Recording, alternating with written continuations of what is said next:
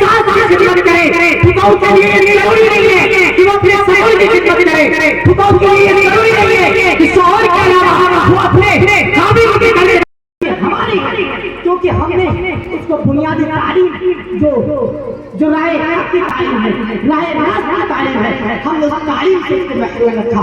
मोहतरम बुजुर्गों, मेरी माए जरा आप कान खोल कर सुने, आज तालीम की कमी की वजह से आज हमारे लड़के छोटे छोटे नौजवान, अल्लाहु अकबर, जिसकी उम्र पढ़ने की होती है वो राजस्थान के अंदर होटलों में किसके खाए हुए झूठे प्लेट को साफ कर रहे होते हैं, दिल्ली के अंदर होटलों में काम कर रहे होते हैं। अल्लाह अकबर, पंजाब में गालियां सुनकर, सेठ जी की गालियां सुनकर, सेठ जी के थप्पड़े खाए, वहां पर वो अपनी जिंदगी को काट रहे हैं। तो क्या हमने कभी ऐसी औलाद को, अपनी औलाद को तालीम देने के लिए सोचा जो तालीम दी उसकी दुनिया, उसकी आखिरत भी बनाए और दुनिया भी बनाए?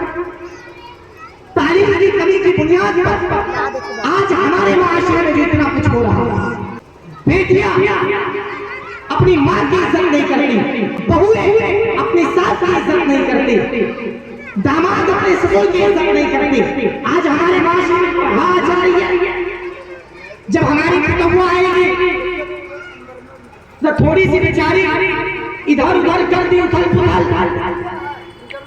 आज हमारी माँ को देखिए कैसे करने लगती है, अपने बेटे से करने लगती है मोबाइल उठा नहीं है कि ये लड़की तो तुम उठा कर आए कि तो मेरे कहने से दूर है, मेरी बात को मानते ही नहीं है, इसके घर वाले को फोन करो।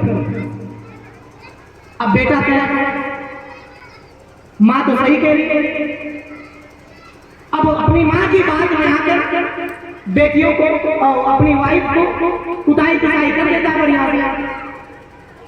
और अगर उस माँ को ये चीज पुताऊ के लिए जरूरी नहीं है कि वो अपने सास की खिदमत करे, पुताऊ के लिए जरूरी नहीं है कि वो अपने ससुर की खिदमत करे, पुताऊ के लिए जरूरी नहीं है कि शौहर के अलावा वो अपने खामिद के घर के तमाम लोगों के कपड़े धोए, पुताऊ के लिए ये जरूरी नहीं है कि वो आपके नौकरानी नहीं है।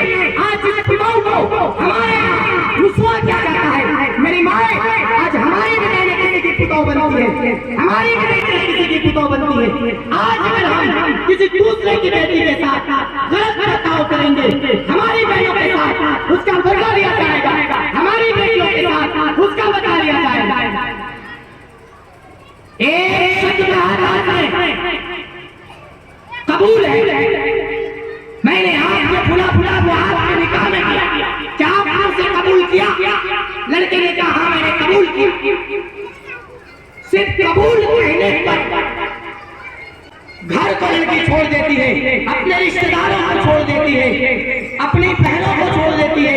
वो माँ की ममता से बड़ी, वो बाप का साया छूट जाता है जो बाप कभी रोने नहीं देता था, लेकिन यहाँ आने के बाद उसके साथ इस तरह का बर्ताव किया जाता है।